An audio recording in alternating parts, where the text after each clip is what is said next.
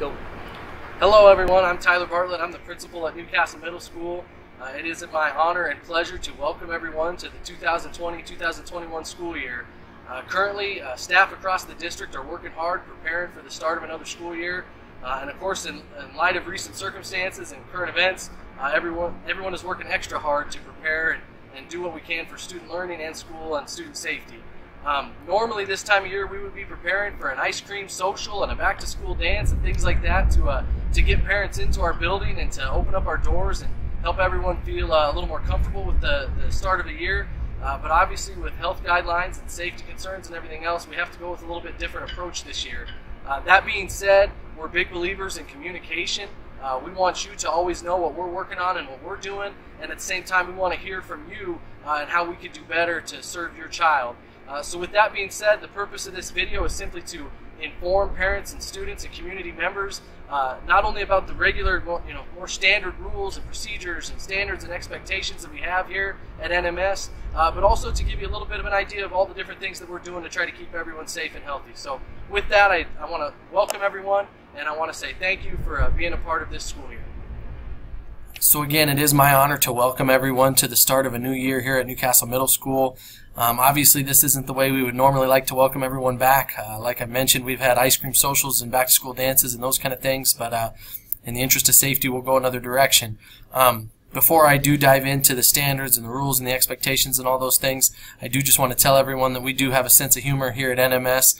I understand that things are a little crazy this year, and maybe as a parent, everything seems like it might not be the best choice, and there's of course pros and cons to everything that we're encountering.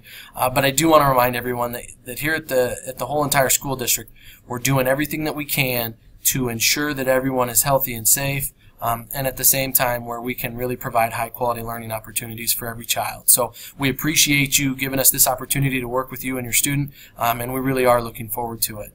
As we talk about safety and security and wellness and those kind of things, that will always be our top priority. We talk about this every year. Maybe it's a little bit different message this year with some of the other things that we hadn't seen in the past. But we're always going to prioritize the well-being of our students. And it's not just about locking doors or using hand sanitizer or those kind of things, but it's also about having staff members here that care about the children that are in our care. We want to look out for them. We want to make sure that they feel welcome and at home here, that they have an adult that they can talk to when things get rough.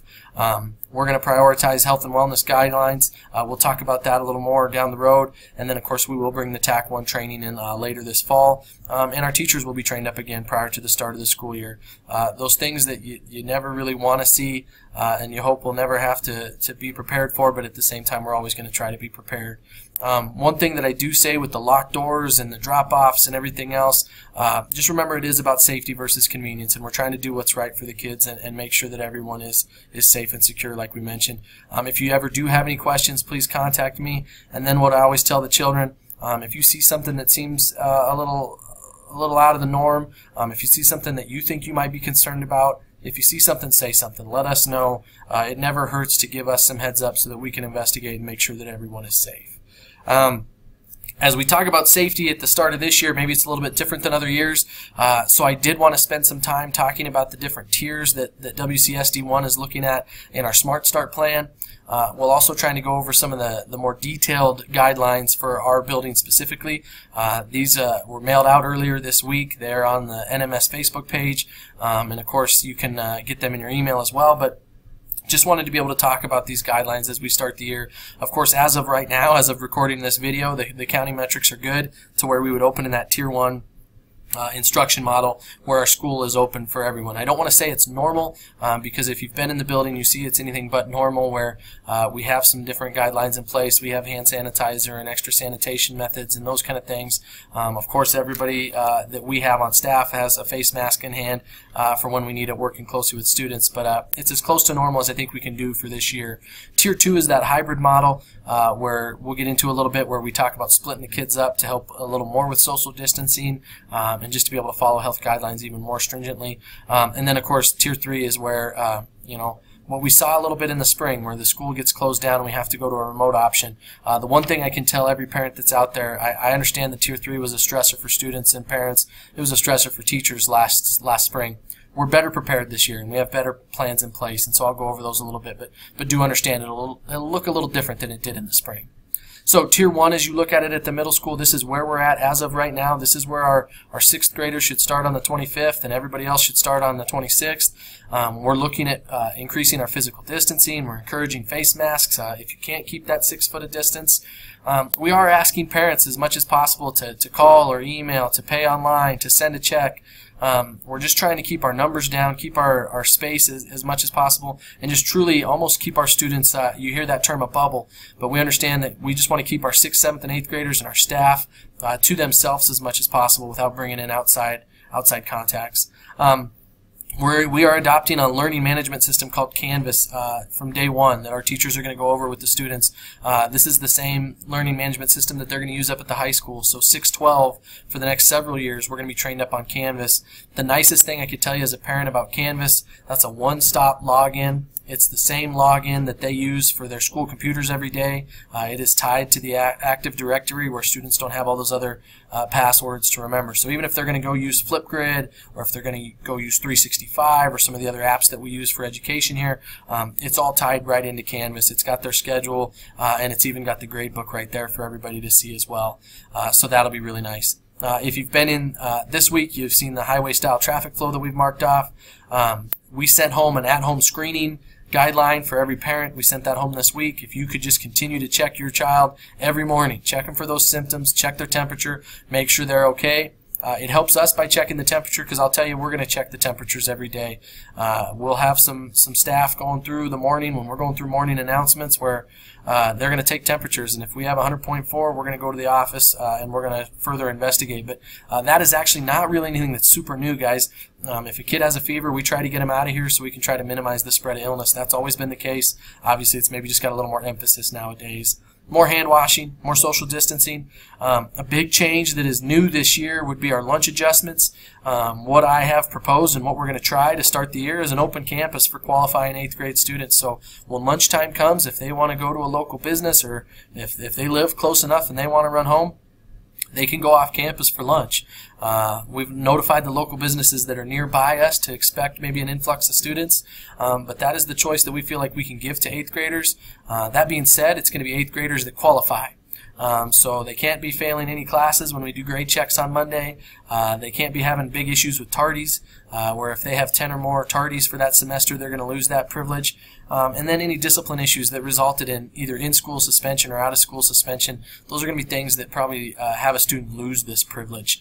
The other thing that we've talked about is if students during this off-campus time are having a real hard time getting back to class on time, or gosh, maybe the worst case scenario, but if we have some kids that are causing some issues for local businesses during that time, I've already talked to the managers nearby and they know how to get a hold of me. And if we have a student that can't be trusted off campus, we simply will take that privilege away from that student.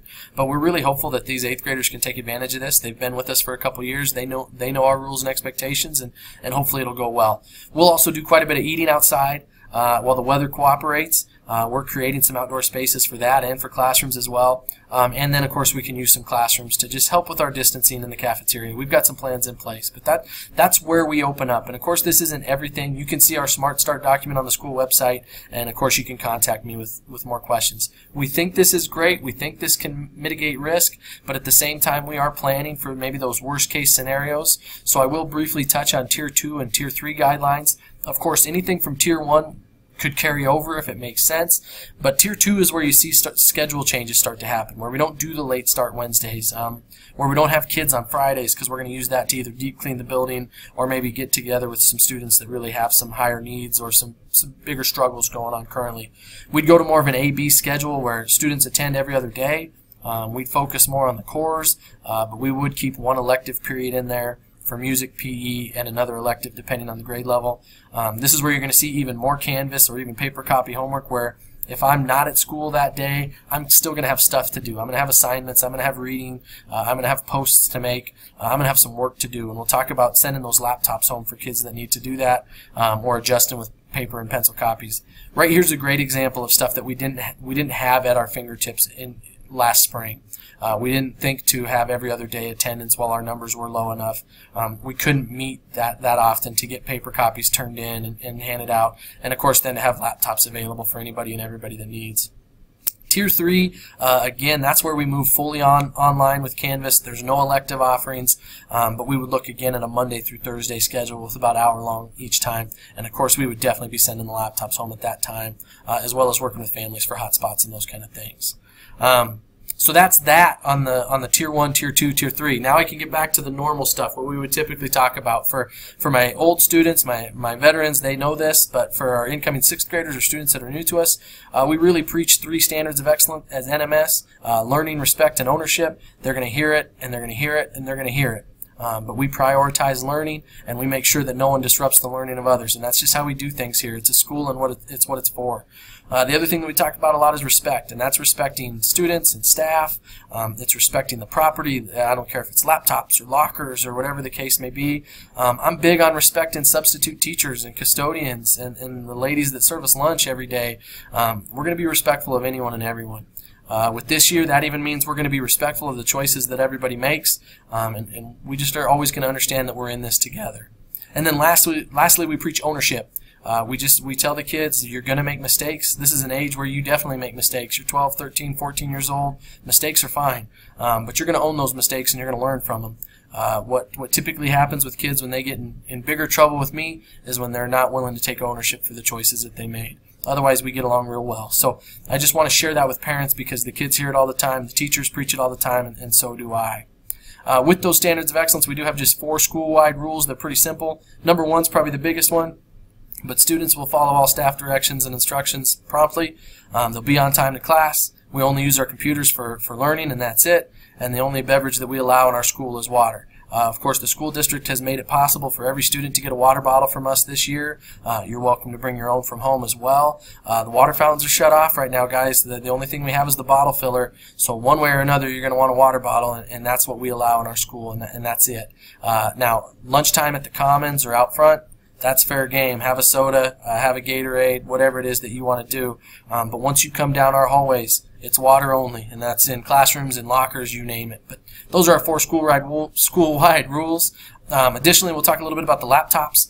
Those of you guys that have completed the online enrollment or you've been into the office, you've seen that $20 usage fee. Truthfully, that just helps us be a one-to-one middle school. There's plenty of communities around here that don't have the means to do that, and part of it is the way that we've built our funding and tried to take what we have and really make the most of it. So we appreciate that. At the same time, if people are hard up, please get a hold of me, and we can make things work because we're not going to deny anybody on that. Biggest thing I would tell is this is where ownership shows up again. Students are going to be given these laptops, and they got to take care of them like they're their own. So no writing on them, no putting stickers on them. Be very careful with them. Make sure we're shutting them down and putting them in the cart at the end of every day or when I go to PE. And then the biggest thing when we talk about ownership is when you do have an issue, gosh, maybe you dropped it or it fell off your desk or something like that, you got to report it to the office right away. That $20 fee typically covers us, especially if people are being honest and telling us about the issues that they have. But of course, if people aren't talking to us and all of a sudden we find we've got a broken screen or they've been writing on it or whatever else, that's where parents might be on the hook a little bit for the repairs. Or then, of course, I might take away the laptop and they might have to go back to pencil and paper. So that's just something to keep in mind with laptops. The other big one that we instituted last year that I thought went super, super well, but cell phones are not allowed in the middle school, guys. From 8:05 to 3:30, they need to be off and in their locker. And we keep it pretty simple. When we see it, we take it. So if it's in their pocket, if it's in their backpack, if they have it in their hand, whatever the case may be, it's going to be taken down to the office. We try not to make a big deal of it at first because kids are adjusting, but if we end up having to take it a few times, that's where we might have to call parents and let them know, and maybe parents have to come down and get it so we can have a conversation about it. But just understand that we're here to learn, and cell phones tend to be a distraction of that, and so that's why we have this policy. And if you have any questions, please let me know. Other big things, dress code stuff. It's all pretty simple and it's in your handbook. Just make sure everything's covered up. Make sure that at the same time we can see the top of your head and your eyes. We don't wear hats or hoods or bandanas or those kind of things. We have positive, neutral messages only. That's kind of our big policy. Otherwise, I think it's all pretty simple. Last year, we did start allowing tank tops. That went over really well. As hot as it's been the last week or two, I'm glad that we do that. Make sure they follow all the other dress code restrictions and make sure that those straps are at least the width of 3 fingers or about 2 inches on their shoulders, and then we're good to go. I share the bell schedule with you guys here. This is the handbook as well, but just so parents get an idea for when certain things are happening. Our day is pretty well split. You'll notice a regular day, which is Monday, Tuesday, Thursday, Friday. We eat lunch a little bit after noon. Wednesday, things are a little flip-flopped with those late starts at 9:40. That's where we eat lunch at around 11 o'clock. Those Wednesday late starts, we can talk about it a little bit more. On the school calendar, you'll see two different colors. You'll see the yellow days and the purple days.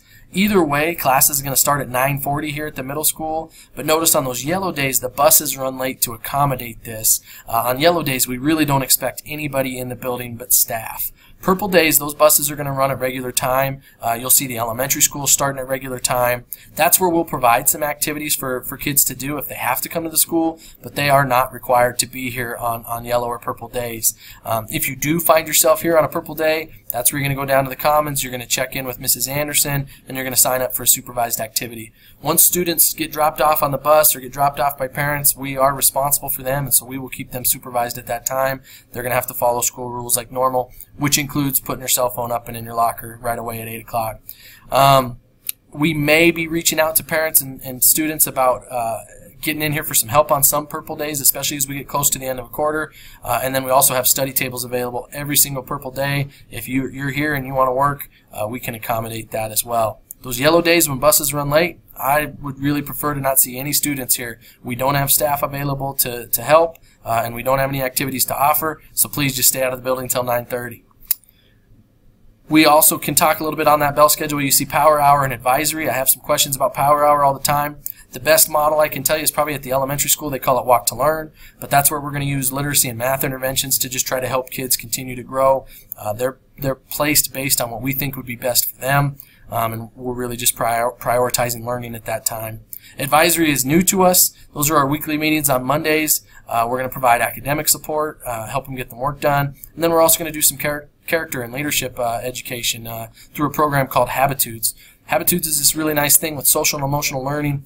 It helps develop the habits and attitudes that make students and people be successful. It's something we're trying out new this year. We're going to try to keep you posted as it goes, and I would love some feedback as we get it. But really, we're just seeing kids this age just still need some more reinforcement on those good things, on just how to be successful young people, maybe beyond the reading, writing, and arithmetic. I can't stress it enough. This year above all years, but I think we talk about this at the beginning of every year. We are all in this together. I ask that you communicate with us as much as possible, and I will do the same to you. I'll try to keep you guys in the loop as best as I can.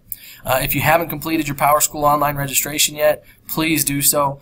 When we get those letters back that say we have the wrong address, or when I get an email back that says this address isn't correct anymore, it's frustrating for me because I know that's one person that maybe didn't get all the information that I'm trying to get them. So please go through and do those online enrollments. Check your emails. Check your mailing addresses. If you want to use more than one email, separate it with a comma with no space, and it can go right in there with the Guardian email, and you can get it to multiple people. I typically send out a weekly email every Friday afternoon, kind of with the week ahead. We now have an NMS Facebook page that we're posting information to as well. And then otherwise, we just ask you to communicate back with us. You see not only the office and the email, but my cell phone's right there, guys. If you ever need something, give me a holler and let me know how I can help your child.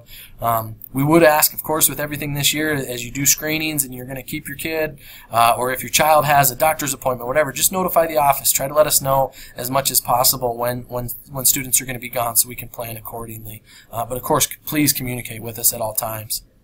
Other stuff I would say is just as much as possible when they are healthy, help your student get here. 90% of life is just showing up. So if they're healthy and if they're able, we want them here. We want them learning. Support their efforts. Be encouraging. Ask them about their day. Ask them about their homework. Check on their grades on PowerSchool. Do those things that help them out. Echo our messages. And so some things that we talk about a lot at the middle school, we talked about learning, respect, and ownership. A couple other things that I say a lot in my office that the kids are going to hear a lot is discipline yourself so others won't have to. When kids make good choices, they don't end up in trouble. When kids act with self-discipline, then the principal doesn't have to provide any discipline for them. So to preach to your child that they need to make good choices and they'll be okay. The other thing we talk about a lot is mean and mean is not allowed. So we're not going to be mean to people here. That's not something that we do. And lastly, that E plus R equals O equation, that's something I talk about a lot, and we'll talk about the first day of school, but event plus response equals outcome. So what I want everyone to understand with that is we can't control the events that happen in our life, but we do control how we respond. And the way we respond ultimately has a lot to do with how it turns out for us. So we focus a lot on the response factor and how we're going to respond to adversity, respond to challenges, respond to things that make us upset or disappointed. So E plus R equals O is a big one for us as well.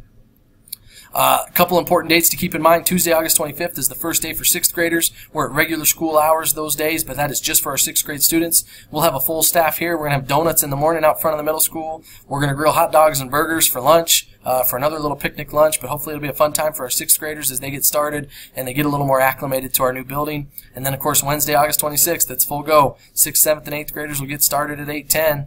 Those are the exciting times coming up. Other than that, if you have questions, please get a hold of me. Email me right there at that email address again.